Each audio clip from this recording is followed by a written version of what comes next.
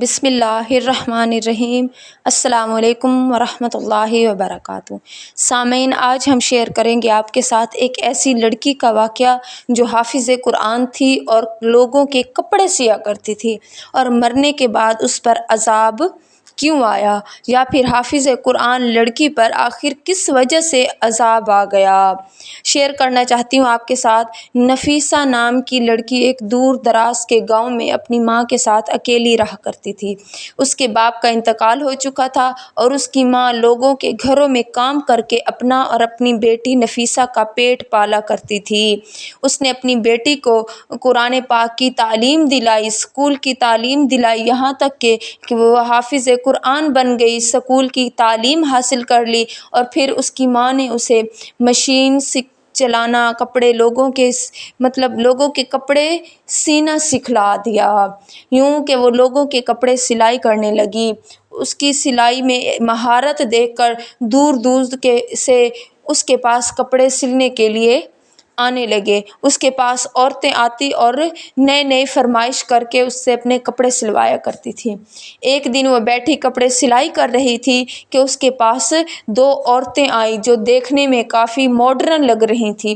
جب انہوں نے کپڑے سلائی کرنے کی بات کی اور پھر جب انہوں نے بتایا کہ کس ڈیزائن کے کپڑے سلائی کرنے ہیں، تب نفیسہ نے کپڑے سلائی کرنے سے انکار کر دیا۔ وہ بار بار اصرار کر رہی تھی، لیکن نفیسہ دو ٹوک انداز میں انہیں جواب دے رہی تھی کہ وہ ان کے کپڑے سلائی نہیں کرے گی، حتیٰ کہ وہ وہاں سے اٹھ گئی اور وضو کر کے نماز پڑھنے چل دی۔ پھر ان عورتوں نے نفیسہ کی ماں سے ریکویسٹ کی کہ آپ اس سے کہیں کہ ہم اسے دگنی قیمت دیں گے، بس یہ ہمارے کپڑے سلائی کر دے۔ اور جب پتہ چلا کہ کپڑے کس ڈیزائن کے ہیں، تب نفیسہ نے بتایا، یہ مجھ سے ایسے کپڑے سلوانا چاہتی ہیں جس سے ٹخنے پنڈلیاں نظر آئیں، یعنی کہ یہ مجھ سے ایسے کپڑے سلوانا چاہتی ہیں جنہیں پہن کر انسان کا پورا بدن بھی نہیں ڈھک سکتا، اور میں کوئی ایسے کپڑے سلائی نہیں کروں گی جس کی وجہ سے یہ آدھی لباس میں بھی ننگی نظر آئیں اور مجھے ان کی طرف سے عذاب آئے۔ جب بار بار اصرار کے باوجود بھی انکار ہو گیا تو وہ عورتیں وہاں سے اٹھ کے چل دیں۔ اس کے بعد دن پر دن گزرتے رہے۔ پھر نفیسہ کی کام میں مہارت کی وجہ سے اس کے سلائی کے کپڑے اتنے آتے رہے کہ نفیسہ نے اپنے جہیز کا تمام سامان خرید کر رکھ لیا۔ پھر نفیسہ کی شادی ایک ایسے شخص سے کی گئی جس کے ساتھ یہ وعدہ لیا گیا، چونکہ نفیسہ کو کوئی بھائی بہن نہیں ہے تو وہ شادی کے بعد بھی اپنی ماں کے ساتھ رہے گی، اور جس سے شادی ہوئی وہ شخص بھی اس بات پر رضامند ہو گیا، اور یوں پھر نفیسہ کی شادی ہو گئی اور وہ دوبارہ اپنے ہی گھر میں اپنی ماں کے ساتھ، اپنے شوہر کے ساتھ رہنے لگی۔ نفیسہ جب اپنی ماں کے ساتھ رہ رہی تھی، اس کے شوہر جو کہ غریب تھا لیکن نفیسہ کے ساتھ بہت ہی ہمدرد تھا، اس کا خیال رکھتا، اس کے کھانے پینے کا خیال رکھتا۔ آہستہ آہستہ دن گزرے تو پھر انہیں پتہ چلا کہ نفیسہ کے ہاں ایک ننھا مہمان آنے والا ہے۔ یہ خبر بہت زیادہ خوشی کی تھی، اتنی زیادہ خوشی کی تھی کہ جب نفیسہ کا شوہر گھر آیا، نفیسہ نے اپنے شوہر کو خوشی سے بتایا کہ ان کی زندگی میں ننھا مہمان آنے والا ہے، تب اس کے شوہر نے بتایا کہ اس کی نوکری ختم ہو گئی ہے، جس سے نفیسہ بہت پریشان ہوئی کہ اب مجھے اس حالت میں بھی آرام اور سکون نہیں ملے گا، مجھے دوبارہ کپڑے سلائی کرنا پڑیں گے۔ پہلے سے زیادہ خیال رکھتا، اگر وہ کپڑے سلائی کر رہی ہوتی تو اس کے لیے چائے بنا کر لے آتا، اپنے ہاتھوں سے اسے کھانا کھلاتا، حتیٰ کہ وہ اس کا کافی حد تک خیال رکھتا، اور ساتھ ہی ساتھ نوکری کی تلاش بھی جاری رکھی۔ پھر ایسا ہوا کہ نفیسہ کے ہاں ایک ننھی شہزادی نے جنم لیا، اور دوسری طرف نفیسہ کے شوہر کی ایسی فیکٹری میں جاب لگی جس کا ٹھیکیدار انتہائی درجے کا ظالم شخص تھا، جسے انسان اور انسانیت سے کوئی غرض نہیں تھی، اسے صرف کام سے مطلب ہوتا تھا۔ اتنی سخت روٹین کے باوجود نفیسہ کے شوہر نے اس جاب کو لے لیا اور کام کرنا شروع کر دیا۔ کچھ دن گزرے، نفیسہ کی بیٹی تھوڑی سی بڑی ہوئی تو نفیسہ نے دوبارہ سلائی مشین کا کام سنبھال لیا۔ آہستہ آہستہ کچھ دن اور گزرے تھے کہ نفیسہ کا شوہر فیکٹری میں موجود تھا کہ نفیسہ گھر میں کپڑے سلائی کرتے ہوئے اٹھی اور سیڑھیوں کی جانب بڑھ گئی۔ جب وہاں سے واپس آئی اس کا پیر پھسلا اور وہ نیچے زمین پر گر گئی، جس کی وجہ سے اس کے ماتھے سے سر سے خون نکلنا شروع ہو گیا۔ نفیسہ کے شوہر کو اطلاع دی گئی تو چھٹی کا ٹائم تھا۔ جلدی جلدی اس نے تمام سامان جو جہاں رکھا تھا ویسے چھوڑ دیا اور جلدی فیکٹری کو بند کر کے تالا لگا کے چابیاں جیب میں ڈالی اور گھر آ گیا۔ گھر پہنچا تو نفیسہ کی حالت کا پتہ چلتا ہسپتال لے گئے، لیکن وہ نہ بچ سکی اور نفیسہ کا انتقال ہو گیا۔ نفیسہ کی ماں بہت پریشان تھی، اسے ننھی نواسی کو دیکھ دیکھ کر روتی تھی اور اس سلائی مشین کو دیکھ دیکھ کر رو رہی تھی کہ ابھی تو میری بیٹی بیٹھی یہاں پر کپڑے سی رہی تھی۔ نفیسہ کا شوہر بہت پریشان تھا، اسے اپنی بیٹی کو دیکھ کر یہ پریشانی ہو رہی تھی کہ اتنی چھوٹی بچی کو وہ کیسے سنبھالے گا۔ دوسری طرف نفیسہ کی ماں اپنی بیٹی کی موت کے غم میں نڈھال بیٹھی تھی۔ یہاں تک کہ نفیسہ کو قبرستان لے جایا گیا اور قبر کھودی گئی اور پھر قبر میں اس کا شوہر اترا اور پھر اسے کاندھا دے کر قبر میں لٹایا اور قبر بند کی گئی۔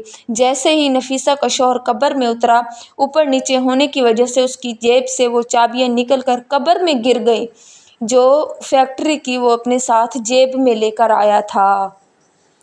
اگلے دن فیکٹری میں چھٹی ہونے کی وجہ سے کوئی بھی کام پر نہ جا سکا۔ دوسرا دن شام کا وقت تھا کہ اسے چابیوں کا یاد آیا اور پھر اس شخص نے ان چابیوں کی تلاش کے لیے اپنی جیبوں کو ٹٹولنا شروع کیا اور جب جیب خالی نکل آئی تو اسے تھوڑا سا اندیشہ ہوا کہ شاید چابیاں کہیں کھو گئی ہیں۔ اسی پریشانی میں بیٹھا تھا کہ اس کی ساس نے پوچھا، بیٹا کیا بات ہے؟ تو سفینہ کے شوہر نے بتایا کہ اس کے پاس چابیاں تھیں جو کہیں کھو گئی ہیں۔ تب اس کے پاس ٹھیکیدار کی کال آ گئی کہ صبح کے لیے چابیاں مجھے ابھی بھجوا دو تاکہ کل میں مزدوروں کو لگواؤں تو اس سے پہلے جو کچھ جانچ کام ہوتے ہیں وہ میں پہلے دیکھ لوں۔ تو پھر سفینہ کے شوہر نے اس سے کہا کہ چابیاں وہ انہیں صبح پہنچا دے گا اور پھر اس چابیوں کی تلاش شروع کر دی۔ سوچتے سوچتے پھر اس سفینہ کے شوہر کا دھیان گیا کہ جب وہ قبر میں اترا تھا، سفینہ کو قبر میں اتارنے کے لیے ہو سکتا ہے کہ وہ چابیاں وہاں کہیں گر گئی ہوں، جبکہ لوگوں کی ہر ایک کی زبان پر یہی تھا کہ وہ حافظ قرآن ہے، نیک ہے اور ہر ایک سے اچھی طرح بات کرتی ہے۔ آخر ایسا کیا ہوا کہ وہ بھری جوانی میں معصوم بچی کو چھوڑ کر اللہ کو پیاری ہو گئی۔ اس کے بعد آدھی رات کا وقت تھا، رات کے 1-1:30 کا ٹائم تھا جب اس کے قدم قبرستان کی جانب چل پڑے تھے۔ وہاں پہنچا تو وہاں پر اسے اندھیرا اور اتنی سنسان جگہ نظر آئی کہ اسے خوف سا محسوس ہوا اور پھر وہ قبر کے پاس پہنچ گئے جہاں شام کو اس نے سفینہ کو دفنایا تھا۔ ابھی وہ وہاں بیٹھا تھا اور پاؤں والی جانب سے ابھی اس نے مٹی اٹھانی شروع کی تھی کہ وہاں پر گورکن آ گیا اور اس سے پوچھنے لگا کہ کیا تم کفن چور ہو؟ تو سفینہ کے شوہر نے جلدی روشنی ٹارچ اپنے چہرے پر ماری اور اسے بتلایا کہ میں سفینہ کا شوہر ہوں اور یوں چابیاں گر گئی ہیں اور اسی خیال میں میں قبر کھود رہا ہوں۔ تو اس گورکن نے مل کر اس کے ساتھ قبر کھودنی شروع کر دی۔ اب سفینہ کے شوہر کے چہرے پر جو گھبراہٹ اور پریشانی تھی وہ گورکن کے ساتھ رک جانے کی وجہ سے اب وہ قدرے کم ہو گئی تھی اور پھر ان دونوں نے مل کر اچھی خاصی قبر کھود لی۔ قبر کھودنے کے بعد جیسے ہی سفینہ کے شوہر نے اندر جھانکا تو وہ اچھل کر پیچھے جا گرا کہ اس نے دیکھا کہ اس پر عذاب آ رہا ہے۔ جب اس نے یہ بات گورکن کو بتلائی تو اس نے فوراً مٹی واپس ڈال دی اور قبر کو بند کر دیا اور پھر وہ اسی پریشانی میں رات کے 2 بجے گھر آیا اور مسلسل رو رہا تھا کہ حافظ قرآن لڑکی دیندار، اب ایسی کیا اس میں کوئی عادت تھی کہ جس کی وجہ سے اس پر اللہ کا عذاب آیا ہے۔ حالانکہ وہ پردہ دار تھی، دیندار تھی، کوئی بھی ایسی اس کی عادت نہیں تھی جس سے پتہ چلتا کہ اس پر کوئی عذاب آ رہا ہے۔ جب اسے گھر میں روتے دیکھ کر اس کی ساس نے پوچھا تو اس نے بتایا کہ اس پر عذاب ہو رہا تھا۔ یہ سننا تھا کہ ساس اور داماد دونوں نے اور مزید پریشانی کے عالم میں رونا شروع کر دیا اور پھر سفینہ کی ماں نے سفینہ کے شوہر سے کہا، یہ بات تم مسجد کے امام صاحب کو بتلا، ہو سکتا ہے وہ کوئی حل بتلا دیں۔ تب صبح کی نماز کے بعد جب مسجد کے امام سے سفینہ کے شوہر نے اکیلے میں بات کرنی چاہیے اور پھر انہیں اکیلے میں بتلایا تو اس مولوی نے کہا، امام مسجد نے کہا کہ مجھے سفینہ کی ماں کے پاس لے چلو۔ وہ لے آئے اور پھر ان سے پوچھنے لگا کہ سفینہ کی کیا کیا عادات تھیں۔ وہ انہیں بتلاتی گئی کہ اس میں کیا کیا عادات تھیں، لیکن ایسی کوئی بات نظر نہیں آ رہی تھی جس سے پتہ چلتا کہ سفینہ پر اس وجہ سے عذاب آ رہا ہے۔ اب مولوی صاحب نے، امام مسجد نے دوبارہ پوچھا کوئی اور عادت، تو وہ بتانے لگی کہ وہ لوگوں کے کپڑے سلائی کرتی تھی اور پھر کپڑوں میں سے بچ جانے والا جو کپڑا ہوتا تھا وہ لوگوں کی اجازت سے اپنے پاس رکھ کے اپنی بیٹی کے فراق سیا کرتی تھی۔ امام صاحب نے پھر پوچھا اس کے علاوہ کوئی اور عادت، کیونکہ جو سفینہ کے شوہر نے دیکھا تھا، اس نے یہ دیکھا تھا کہ سفینہ کو ہونٹوں کی جانب سے عذاب آ رہا ہے، اس کا باقی جسم صحیح سلامت ہے، جبکہ جو ہونٹ ہیں ان پر آگ لگی ہوئی ہے۔ آگ ایک دم بجھ گئی تھی اور پھر دوبارہ آگ لگ گئی تھی۔ جب دوبارہ پوچھا امام صاحب نے کہ آخر کوئی ایسی عادت بتاؤ جس کا تعلق ہونٹوں کے ساتھ ہو، پھر اس کی ماں نے بتایا کہ وہ لوگوں کو اچھی نصیحت کرتی تھی، اس کی زبان سے، ہونٹوں سے ہمیشہ دین کی باتیں نکلا کرتی تھی۔ بار بار اصرار کر کے پوچھا گیا، تب اس کی ماں نے بتایا کہ سفینہ کی ایک عادت جس سے اس کی ماں کو ہمیشہ چڑ ہوتی تھی وہ یہ تھی کہ وہ کینچی کا استعمال کرنے کی بجائے جب کپڑا سی رہی ہوتی تھی تو دھاگے کو اپنے دانتوں کے ساتھ کاٹ لیتی تھی اور دھاگے کی وہ ایک جو باریک دھاگا ہوتا تھا اسے اپنے دانتوں کے ساتھ چباتی رہتی تھی اور پھر اسے تھوک دیتی تھی۔ بس یہ اسی ایک عادت کی وجہ سے اس کی ماں اس سے چڑھتی تھی۔